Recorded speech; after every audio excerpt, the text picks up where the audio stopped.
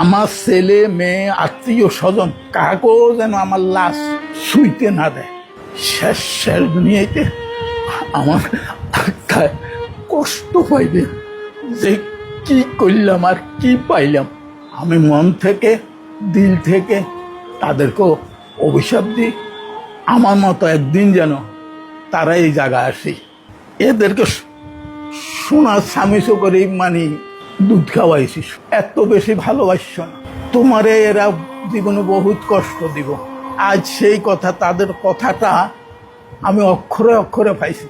আমার ভাবিরা কইতো, যখন বস্তা বড়ি বড়ি টাকা দিছিলাম তখন মানে সব ঠিক আছে, আচ্ছা বুঝলাম ছেলেরা হইতে পারে, এটা মানি নিলাম, কিন্তু মেয়েরা কেমনে হয়, মেয়েরা কেমনে বাপকে এত অস্বীকার করে। মানে আমার জীবনে এই প্রথম দেখলাম আপনাদের কাছে এবং আইনের কাছে আমি একটা ডায়েরি দিয়ে যাব, এই ডায়েরিটা আপনারা থানায় পৌঁছাই দিবেন, আপনাদের দায়িত্ব, বুঝছেন। এই ডায়েরিতে আমার সব কিছু লেখা আছে, তারা আমার সাথে কি করছে। এই টাকা পয়সাটাই হইল আমার সবচেয়ে জীবনের কাল, ওনাদের গানের উপর আমার উঠাই দিয়ে গেছে, আজ পর্যন্ত দেখতে আসেনি, অন্তত খোঁজটা নেয় না। দেখেন দূরে কথা, খোঁজটা নেয় না। এইটা কি ধরনের ছেলে, এটা কি অশিক্ষিত? অশিক্ষিত হইল এক কথা, আর আমার মেয়েকে অশিক্ষিত, যে মেয়েরে আমি পুতুলের মতো রাখছি, বুঝছেন। আমি কি তাদের কাছে টাকা পয়সা চাইছি? কিচ্ছু চাইনি, ভালোবাসা চাইছি। যাকে এটা আমার ভাগ্য আছে। আমার জীবনে আমি বহুত বিদেশ করছি, বহুত টাকা কামাইছি, বহুত টাকা খরচও করছি, বুঝছেন।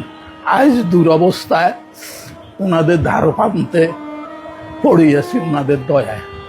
ওনারা যে এতটুকু করছে, এতটুকু করে, এটা আমার জন্য হাজারো। তা আমার শুধু একটাই অনুরোধ থাকবে, আপনারা এই জিনিসটা মানুষে দেখাইবেন, আমার ছবিটা দেখাইবেন, ছেলে মেয়ে যেন দেখতে পায় যে তার বাপ কি অবস্থা আছে, বুঝলেন।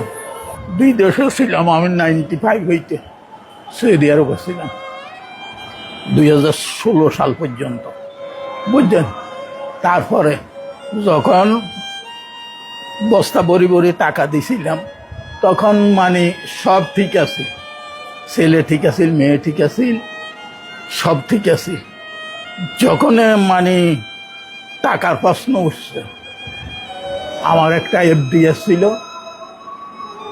এই যে আমার ছোট ছেলেটা যে আমেরিকান এম্বাসিতে চাকরি করে, এ ছিল নমুনি। আমি তো সাদা দিলে আমার ছেলে আমার টাকা এ পাইবে না কে পাইবে, এরে করে দিছি। এ টাকাগুলো উঠে নিয়ে যে গেছে, আজ পর্যন্ত সে আমার সাথে কোনো যোগাযোগ করে না, কোনো যোগাযোগ নাই, বুঝছেন। আমার মেয়ের ইয়েতে আমার টাকা ছিল 20 লাখ টাকা ছিল, এই টাকাটা আমাকে আর দেয়নি, বুঝছেন, আজ পর্যন্ত ফেরত দেয়নি। ওনাদের মাধ্যমে আমাকে প্রথমে মিরপুর ওনাদের যে ইয়ে আছে ওইখানে অনেক দিন আসছিলাম, তারপর হইতে এইখানে। এখন আমি আপনাদের কাছে এবং আইনের কাছে আমি একটা ডায়েরি দিয়ে যাব, এই ডায়েরিটা আপনারা থানায় পৌঁছাই দিবেন, আপনাদের দায়িত্ব, বুঝছেন। এই ডায়েরিতে আমার সব কিছু লেখা আছে, তারা আমার সাথে কি করছে। এই টাকা পয়সাটাই হইল আমার সবচেয়ে জীবনের কাল। আমি মন থেকে দিল থেকে তাদেরকে অভিশাপ দিই, আমার মতো একদিন যেন তারা এই জায়গায় আসি দাঁড়ায়, বুঝছেন। আল্লাহর কাছে এদেরকে সোনার স্বামীসো করে মানে দুধ খাওয়াইছি, সোনার স্বামী, বুঝছেন। এত বেশি ভালোবাসছ না তোমারে, এরা জীবনে বহুত কষ্ট দিব। আজ সেই কথা, তাদের কথাটা আমি অক্ষরে অক্ষরে পাইছি। আমার ভাবিরা কইতো, খুব ভালো আছে, যে কদিন আল্লাহ বাঁচি থাকি এই আমি এইখানে থাকব। আমার ছেলে মেয়ে আত্মীয় স্বজন কাকেও যেন আমার লাশ শুইতে না দেয়, শোয়ার কারো কোনো অধিকার নেই, একমাত্র ইয়ানের মানুষেরই আছে আমার লাশ শোয়ার। আমার সন্তানদেরকে আমি এইটাই বলবো যে দেখো, আমার সাথে তোমরা যারা যা করছো এটার ফল তোমরা পাইবা। এইটার ফল আল্লাহ তাআলা, আমি দিল থেকে বলি রাখছি, এইটার ফল আল্লাহ তোমাকে দিবে, একদিন না একদিন দিবে। এটা ফল তোমরা ভোগ করতে পারবা। পরে আমারে তো ওনারা জায়গা দিছে, সেটা খাইবার দিছে, থাকার জায়গা দিছে, এদেরকে আল্লাহ যেন এইটাও না দেয়।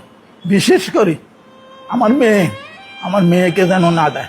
শেষ দুনিয়াতে আমার আত্মায় কষ্ট পাইবে যে কি করলাম আর কি পাইলাম।